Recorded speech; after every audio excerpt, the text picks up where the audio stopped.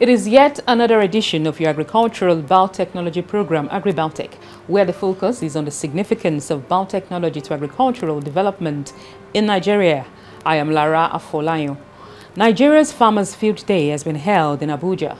It provided a platform for the promotion of quality seeds in the country.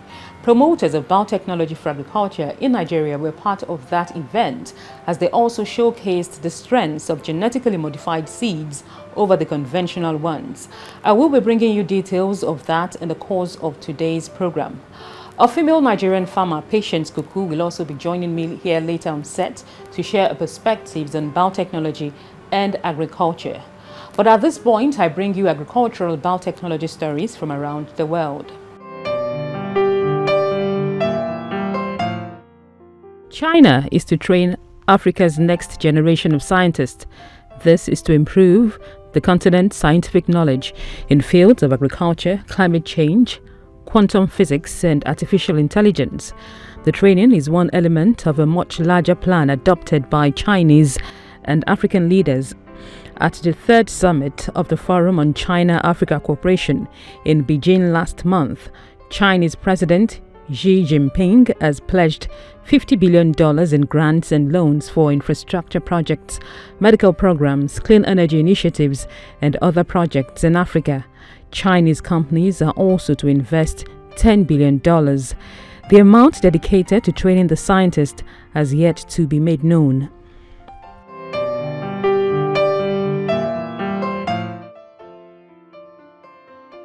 For the first time, researchers from Brazil, the US, and Germany have created a new crop from a wild plant within a single generation using CRISPR-Cas9, a modern genome editing process. The researchers spent about 3 years working on their studies. A science professor, George Kudler from the University of Münster, Germany, whose team is involved in the study, says the new method allows researchers start from scratch and begin a new domestication process all over again. He adds that it allows for using all the knowledge on plant genetics and plant domestication that researchers have accumulated in recent decades. The team adds that one can preserve the genetic potential and valuable properties of wild plants while producing desired features of modern crops in a very short time. Crops such as wheat and maize have undergone a breeding process lasting thousands of years, in the course of which mankind has gradually modified the properties of wild plants into highly cultivated variants.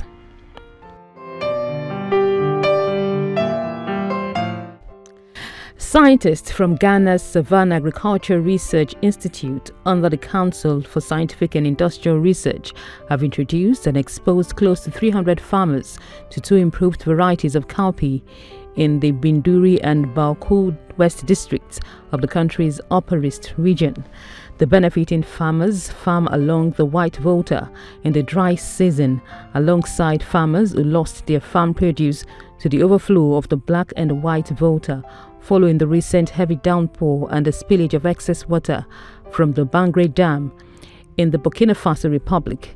The introduction of the improved cowpea varieties, namely Wankai and Cake House Benga by Sari this season, is to encourage more farmers to cultivate cowpea in the coming dry season and also help improve food security in the two districts.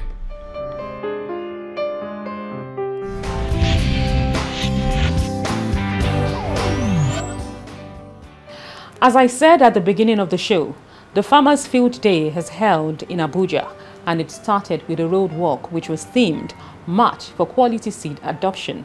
Agribiotech was there.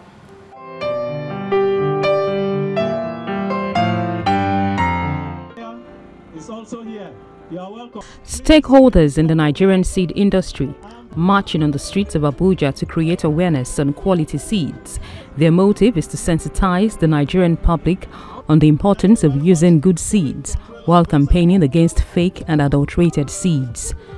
The nation farmers adopt the use of improved seeds is a nation where farmers' income and productivity is enhanced. We are doing everything to ensure that the market is sanitized. We have our seed inspectors who go from market to market to ensure that it's only good quality seeds that are actually available. Seed is the foundation. So without quality seed, you are not likely to get good results at the end of the day, and you are not likely to make any good profit. So it is important for our farmers to realize that in Nigeria today, we are coming up gradually, but it is better for us to imbibe the use of quality seeds in our agribusiness so that we will be able to farm profitably and we'll be able to be globally competitive like any other farmer anywhere on the globe. So it is important. I want to encourage our farmers, and I want to encourage investors that want to go into agribusiness, that they should make it a priority to procure good seed, quality seed. So if you are in doubt about quality of any seed, all you need to do is to link up with National Agricultural Seed Council to verify the authenticity of that seed. Because if you go to the market just to purchase any seed that is not certified, then you are on your own.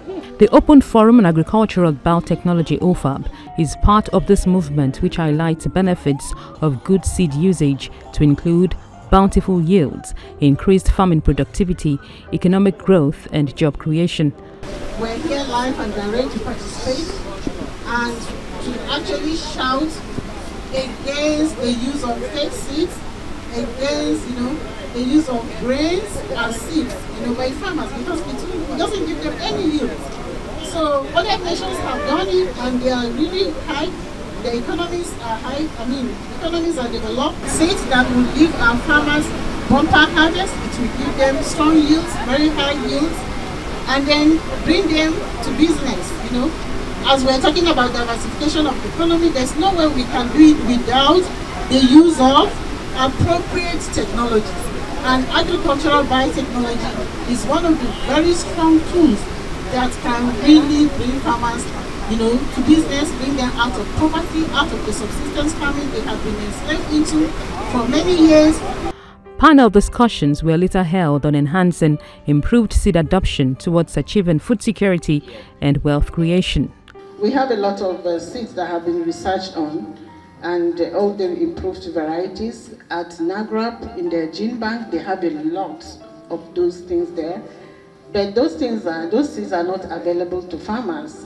And when you try to find out why, because some of these breeding institutes, they really don't have funds. Most of the breeders are not well funded. Research is not well funded. So we need the government to actually come into this. The industries should also help, the private sector, the NGOs, other partners, stakeholders. In 2016, NABDA, the National Biotech Development Agency, I think being very concerned about why we have a lot of seeds that have been improved and are just lying fallow. Farmers have no access to those seeds.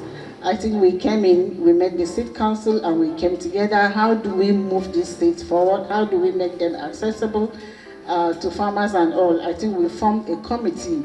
We have a committee which is advocacy, improved seeds advocacy committee. More than 70% of the food being produced in Nigeria, they are produced by smallholder farmers that feed the nation, feed some of our industries, and even all the neighboring countries. And then has been established, if you get improved seed, you have achieved more than 50% of the potential of what the output of your production would be. So therefore, any factor that will help to achieve that will help us to succeed in enhancing, adopting improved seed variety, and also ensure food security. And the law is very clear, and the sanctions are actually there, and we are starting implementing it. I just want to tell you that it is wrong for anybody to be involved in seed business without accreditation. It is wrong also for anybody to bring in seed into this country without accreditation, without proper approval by the recognized agencies. A seed fair and farmers' field day provided an opportunity for the display of improved seeds.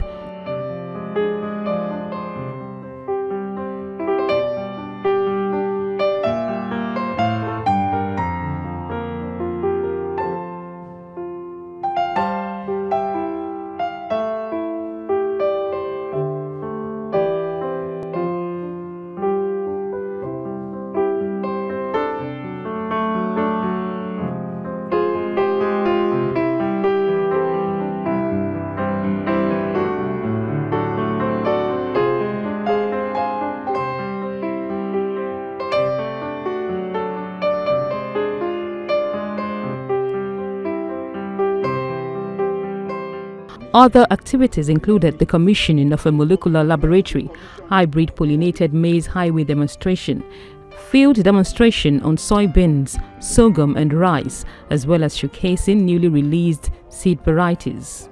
Participants also advised investors in the agricultural sector to make the right seeds a priority for profitable returns on investment.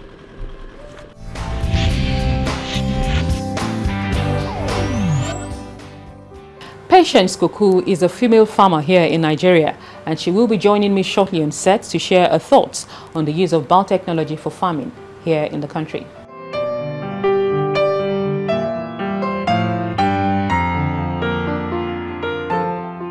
And I have here with me on set a female Nigerian farmer, Patience Koku. It's good to have you join me on the program. It's good to be here.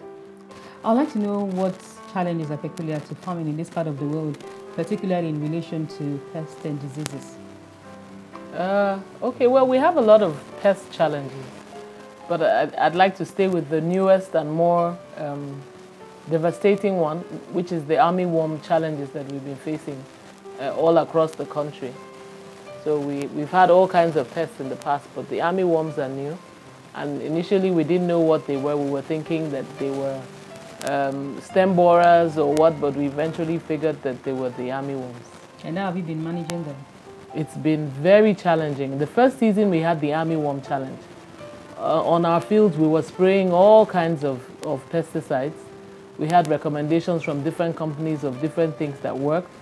We tried a lot of things before we finally found a few insecticides that actually do work effectively against the armyworm, but it makes it more expensive for farmers. And how effectively do the pesticides work? Do they destroy the pest 100%?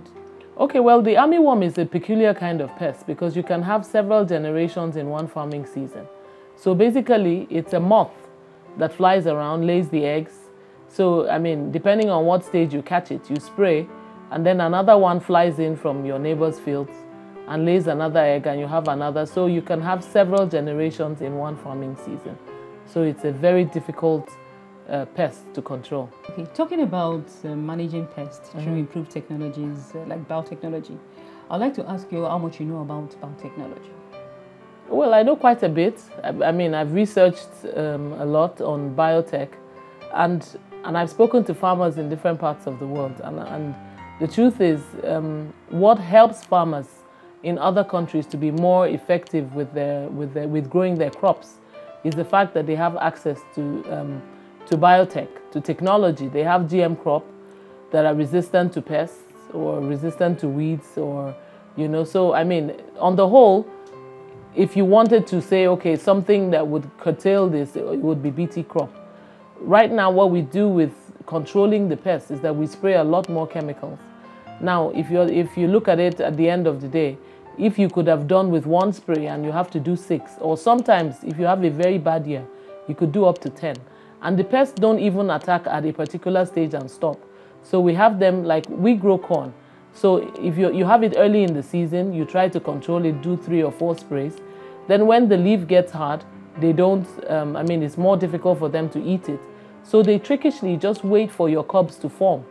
And when your cobs form, they start to eat the silk, and then they bore into the corn. So if you buy corn on the street lately, and you find that the corn has some funny looking portions in it, that's armyworm that's been dealing with the corn. So, I mean, we have it all through the season. So it's very difficult for farmers to be able to handle those challenges. And what role do you think biotechnology can play in helping solve the pest challenge? Oh, I think it can play a huge role. I mean, if farmers in Nigeria had access to biotech, we would spray less, number one. It will cost the farmer less to produce the crop. Number two, the farmer would be at less risk, because in Nigeria we have farmers who spray pesticides without safety clothing. Now, in other countries, they would wear all the right gadgets to prevent, you know, any toxins getting in. We don't do that here, so farmers are more at risk of getting long-term health challenges as a result of spraying these pesticides. And at the end of the day, you have a bad year and you have farmers who don't know what to spray. In the first year, we had farmers who sprayed rat poison in desperation, you know. So we had local farmers around us who were telling us, they were spraying a particular rat poison called Dan China. Now, I don't know what residual effect that would have on the crop, but I would figure it would be dangerous. So, I mean, if we had access to BT crop, a lot of these challenges would be curtailed because you find that they would have insect resistance. And so you would not have the armyworm and you would spray less. So, I mean, it just logically makes sense that if you have a technology that gives you less use of chemicals, that you would be inclined to use it rather than have to deal with spraying all these chemicals.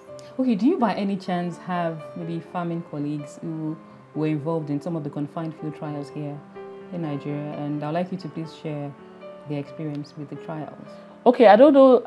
I mean, I didn't know when they did some of the field trials. I know that I went to the BT cotton fields, but I had the privilege of speaking to some of the farmers who did the cowpea trials, and they had glorious things to say about it. I think that cowpea is one crop in Nigeria that if you ask anybody who has ever grown cowpea, which is our regular black-eyed beans, it is a crop that you have to be prepared to spray a zillion times. So in a year where you find that the cost of beans skyrockets, the farmers had a lot of challenges with pests, and then they have a bad harvest. So BT cowpea solves that problem because the farmers said that they probably only spray maybe once, or some, you know, not so much. I mean, and they had a very good harvest. So I would say that BT, I mean, would solve a lot of the challenges we have with growing cowpea in Nigeria. Okay, with your experience at the fields, yes, at the confined field trials fields, to what extent did they go in convincing you of this technology? Okay, I went to the BT field, the BT cotton field, and they had them growing side by side with conventional cotton. And cotton is a crop that is prone to bollworms. So, I mean, you could see clearly that the bollworms had sucked they had basically dealt a huge blow on the conventional cotton. But the BT cotton was thriving very well, you know, and with less spray, they were doing so well. So, I mean, you can clearly tell when you see the conventional and BT field trial that these were thriving a lot better and they had more resistance to the bollworms. I mean, if you look at the Nigerian cotton industry, we took a downturn because farmers had a huge challenge with controlling the insects. It costs a lot to have to spray. And for a farmer who is just barely making it, you know, it's very difficult to be able to keep up with the sprays you need to keep the crop going.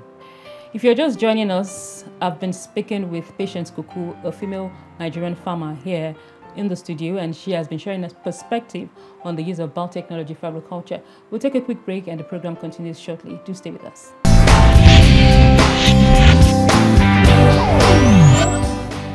Welcome back. The program is still Agribiotech and Patience Kuku is still here with me in the studio.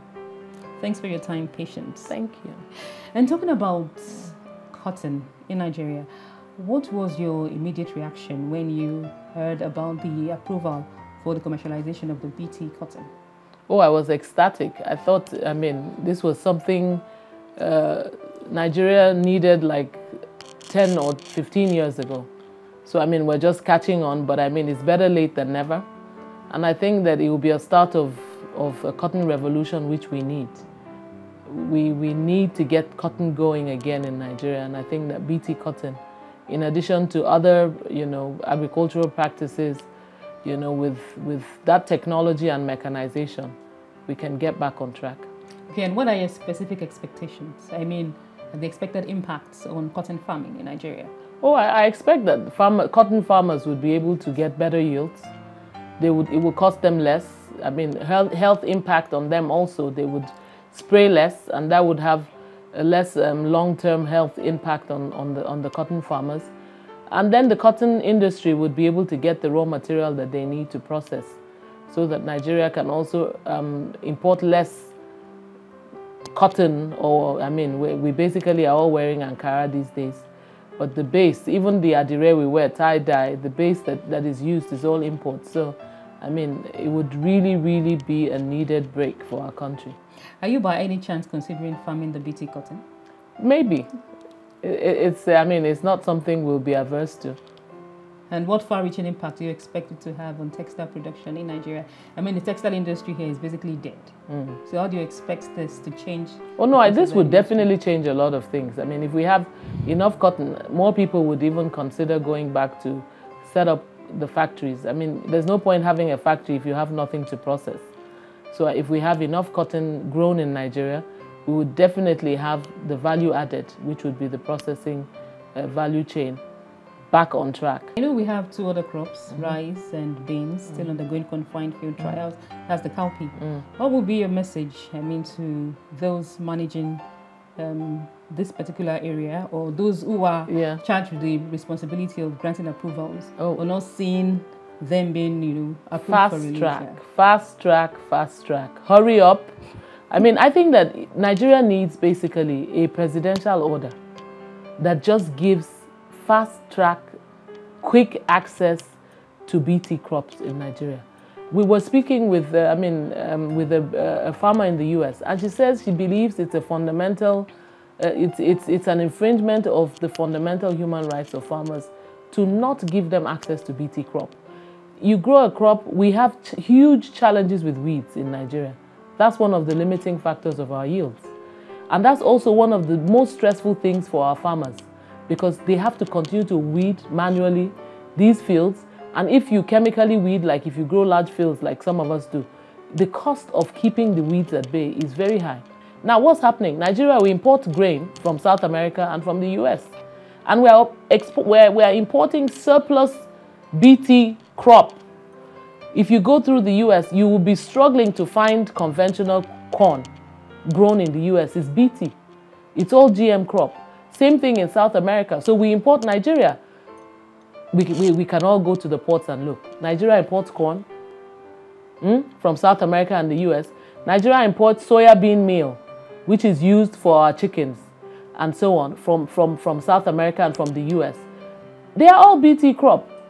So, I mean, why are we... This is like saying to yourself, I don't want to do it. Let someone else do it and be successful at it. And then I will be importing from them and still having a trade deficit that continues to push my economy down. So let's wake up and smell the coffee. We don't have the luxury of choice. People are hungry in Nigeria. You need to grow food cheaper and have people be able to have a surplus to even stay alive. So we basically don't have a choice. Our country is at a place where we don't have the luxury of unnecessary arguments. Europe can argue that they don't have food challenges, so they can decide they want to eat organic or inorganic. We have a basic challenge. We need to feed our people.